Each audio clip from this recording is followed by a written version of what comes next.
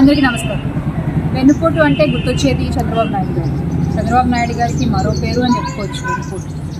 మరి ఈసారి గత జరిగిన సంవత్సరం క్రితం జరిగిన ఎలక్షన్స్లో ఈ రాష్ట్ర ప్రజలందరినీ ఆయన చెప్పినటువంటి అబద్ధపు మాటలతో ఎంతలా వెన్నుపోటు పొడిచారో మనందరం సంవత్సరం నుంచి చూస్తూనే ఉన్నాం.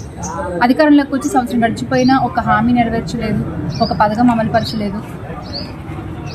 కనీసం నిరుద్యోగ భృతి అన్నారు, అది కూడా ఇవ్వలేదు. మహిళలకి గ్యాస్ సిలిండర్లు అన్నారు, అది కూడా ఇవ్వలేదు. వృద్ధుల పింఛన్లలో మళ్ళీ కోతలు. రైతులు సంతోషంగా లేరు, మహిళలు సంతోషంగా లేరు, మహిళలకి భద్రత లేదు. సో ఇన్ని రకాలుగా రాష్ట్ర ప్రజలందరూ కూడా ఒక అంధకారంలో ఉన్నటువంటి పరిస్థితి. మరి వీటన్నిటినీ కూడా నిరసిస్తూ ఈ కూటమి ప్రభుత్వాన్ని వ్యతిరేకిస్తూ ఈ కూటమి ప్రభుత్వంలో జరిగేటువంటి అరాచకాలన్నింటినీ కూడా గొంతెత్తి చెబుతూ ప్రతి జిల్లాలో కూడా జూన్ 4వ తారీఖున వెన్నుపోటు దినం నిర్వహించాలని చెప్పి వైఎస్ఆర్ కాంగ్రెస్ పార్టీ నిర్ణయించడం జరిగింది. మరి ప్రతి కార్యకర్త కూడా మీ జిల్లాలో జరిగేటువంటి ఈ వెన్నుపోటు దినంలో పాల్గొని సంబంధిత అధికారులకు వినతి పత్రాలు అందించాలి అని మనస్ఫూర్తిగా కోరుకుంటున్నాను. జై జగన్, జోహార్.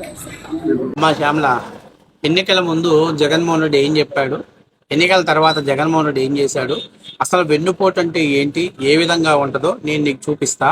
ఎందుకంటే అసలు వెన్నుపోటు ఇదిగో 151 సీట్లకు ముందు జగన్మోహన్ రెడ్డి మీడియాలో మాట్లాడుతూ ఏం మాట్లాడాడో ఒకసారి చూడండి. ఆ తర్వాత ఏం చేశాడో చూద్దాం.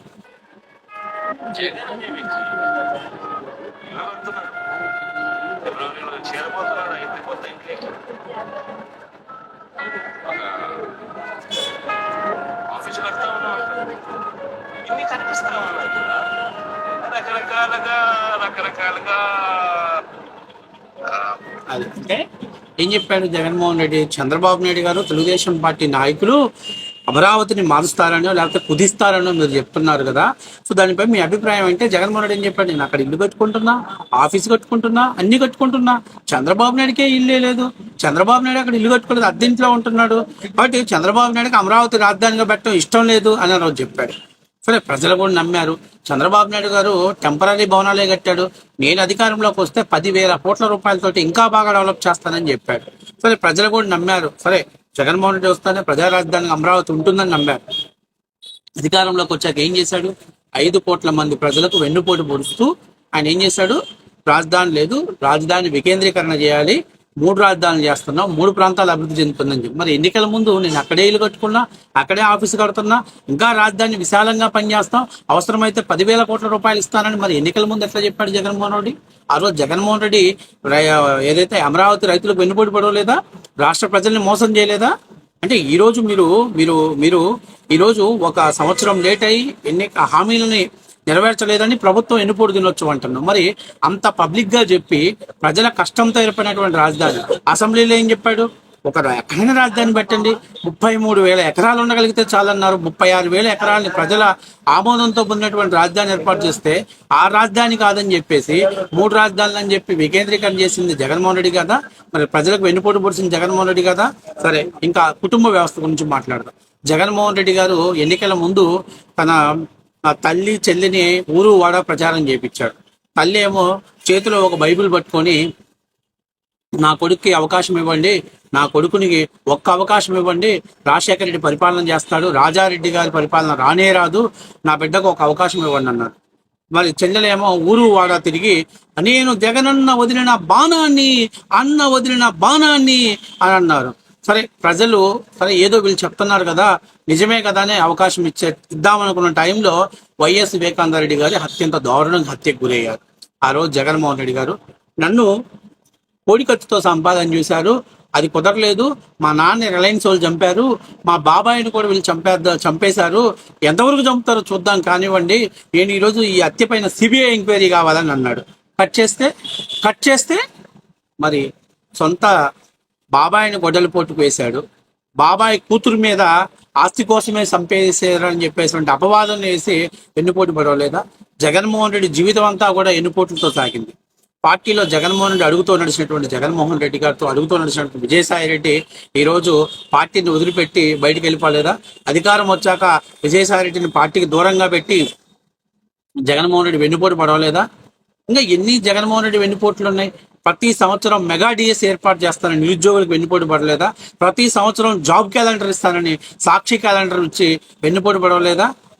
ప్రతి అక్క చెల్లెమ్మలకు నేను వస్తే 1,500 రూపాయలు డబ్బులు ఇస్తాను, 55 ఏళ్ళకే పెన్షన్ ఇస్తానని చెప్పి ఓట్లు వేయించుకొని ఆడవాళ్ళకి ఎన్నుపోటు పడవలేదా?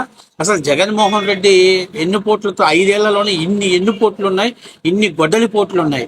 అయినా కూడా మీకు సిగ్గుశరం లేకుండా ఇలా కూటమి ప్రభుత్వం ఎన్నుపోటు దినోత్సవం మీరేం చెప్పారు ఎన్నికల ముందు? 175కు 175 కొడతాం, మా ఎంట్రుక బీకలేరని ఉత్తర కుమారం ప్రగల్భాలు పలికారు. కానీ ప్రజలు ఏం చేశారు? పట్టుమని 11 సీట్లు ఇచ్చారు. మూసుకొని వెళ్ళండి అయ్యా, మీరు ఇక్కడి నుంచి అధికారాన్ని పనికిరాడని చెప్పి ఇచ్చారు. ఇవాళ మీరు ఒక సంవత్సరం కాంగలోనే ఎన్నుపోటు దినోత్సవం జరుపుతున్న అసలు మీరు ప్రజలకు పొడిచిన వెన్నుపోటుకి ఆ గాయాలకు పసుపు రాశారు రాష్ట్ర ప్రజలు. కాబట్టి శ్యామలా, నేను చెప్పేది ఏంటంటే నువ్వు మేకప్లు టచ్అప్లు తగ్గించుకొని అసలు ప్రజలు ఏమనుకుంటున్నారో వాళ్ళ నిర్ణయాలకు అనుకూలంగా మీరు చేస్తే బాగుంటుంది. ఎక్కడో ఎవడో పేమెంట్ ఇచ్చాడని ఆ స్క్రిప్ట్ని ఇక్కడ చదవటం కాదు. మీరు చేసినటువంటి మోసాలకు, మీరు చేసినటువంటి అన్యాయాలకు ప్రజలు బుద్ధి చెప్పి మీకు 11 సీట్లు ఇచ్చారు. 2024 ఎలక్షన్స్లో ఒక పక్క తల్లి, ఒక పక్క చెల్లి, ఒక పక్క చిన్న చెల్లి తగులుకొని మాకు ఇంట్లో వెన్నుపోటు పొడిచాడు జగన్మోహన్ రెడ్డి, మాకు అన్యాయం చేశాడు, మమ్మల్ని మోసం చేశాడు జగన్మోహన్ రెడ్డి, కాబట్టి అలాంటి మోసగాడికి ఓట్లే కాకండి మీరు అని చెప్పి ఊరు వాడ ప్రచారం చేశాడు. తల్లికి వెన్నుపోటు పొడిచాడు, చెల్లికి వెన్నుపోటు పొడిచాడు, చిన్న చెల్లెలకు వెన్నుపోటు పొడిచాడు, అమరావతి రైతులకు వెన్నుపోటు పొడిచాడు, నిరుద్యోగ యువతకు వెన్నుపోటు పొడిచాడు, డిఎస్సి చదువుకున్నటువంటి జాబ్ కోసం ఎదురు చూస్తున్నటువంటి యువతకు వెన్నుపోటు పొడిచాడు, ఆఖరికి ఓట్లు వేసిన అక్క చెల్లెమ్మలకు వెన్నుపోట్లు పొడిచాడు. నేను దసరా వారీగా మద్యపాన నిషేధం చేస్తా, అసలు బ్రాండ్సే లేకుండా చేస్తా, 5 స్టార్ హోటల్స్ లో మందు తాగాలంటే ఆ విధంగా ఉంటానని చేసి బూమ్ బ్రిటిషియన్ ఎంపైర్లు అంటూ పిచ్చి పిచ్చి బ్రాండ్లు తెచ్చి బావల తాళ్ళు మందు తాగిస్తే భర్తలు చనిపోయిన ఆడవాళ్ళ మెడల్లో పుస్తలు తెంచి ఆడవాళ్లకు వెన్నుపోటు పొడిచాడు జగన్మోహన్ రెడ్డి. అసలు జగన్మోహన్ రెడ్డి చరిత్ర అంతా కూడా వెన్నుపోట్లుమయ్యో. సిగ్గు లేకుండా మీరు మీడియా ముందుకు వచ్చి ఈరోజు వెన్నుపోటు దినోత్సవం, ఇదే జగన్మోహన్ రెడ్డి గెలిచుంటే 175కు 175 నియోజకవర్గాల్లో గెలిచుంటే ఈరోజు ఆంధ్రప్రదేశ్లో అసలు ప్రజాస్వామ్యం ఉండేది కాదు, రూల్ ఆఫ్ లా నడిచేది కాదు, డెమోక్రసీ ఉండేది కాదు. మీరు ఈరోజు రెడ్ బుక్ అంటున్నారు. మీరు గత 5 ఏళ్లలో రాజారెడ్డి రాజ్యాంగం నడిపారు కాబట్టి ఆ రాజారెడ్డి రాజ్యాంగానికి ఆపోజిట్ గాని రెడ్ బుక్ పుట్టింది తప్పనిచ్చి ఇంకొక మాట చెప్తున్నా, ఈ ఉత్తర కుమారుల ప్రగల్భాలు బంద్ చేసి శ్యామల కొంచెం సబ్జెక్ట్ మీద నువ్వు అవగాహన చేస్తే బాగుంటుంది. అసలు శ్యామల మాట్లాడుతాను, నువ్వెంత వెన్నుపోటుదారులు చెప్తా విను. నువ్వు యాడో స్టేజ్ల మీద యాంకరింగ్ చేసుకునే వాళ్ళు సరే మంచి శ్యామల వాయిస్ ఉందని చెప్పేసి నిన్ను ప్రజలు ఇష్టపడితే నీ ఫాలోవర్స్కి నువ్వు బెట్టింగ్ యాప్స్ ప్రమోట్ చేసి నువ్వు వెన్నుపోటు పొడిచావు. అట్లాగే ఆన్లైన్ గేమ్స్ ని వాటిని ప్రమోట్ చేసి డబ్బులు తీసుకుంటూ చాలా మంది జీవితాలను, యువత జీవితాలకి నాశనం చేస్తూ వాళ్ళని వెన్నుపోటు పొడిచావు. నీకంటే వెన్నుపోటుదారులు, మీ జగన్మోహన్ రెడ్డి కంటే వెన్నుపోటుదారులు ఇక ఈ రాష్ట్రంలోనే కదా ఈ దేశంలోనే లేరు. అసలు మీరు ఈరోజు తెలుసుకోవాల్సింది, మీరు చేసిన గాయాలకు ఆంధ్ర రాష్ట్ర ప్రజలు పసుపు పూసి ఇక జగన్మోహన్ రెడ్డిని అధపాతాళానికి తొక్కేసినటువంటి రోజు ఇది. కాబట్టి విధ్వంసం నుంచి వికాసం వైపు అడుగులు వేసింది. కాబట్టి ఈ రోజు రాష్ట్రంలో ప్రజలు కొంతమంది అడుగుతున్నారు పథకాలు కావాలని, కానీ డెవలప్మెంట్ కావాలని ఎక్కువ మంది కోరుకుంటున్నారు.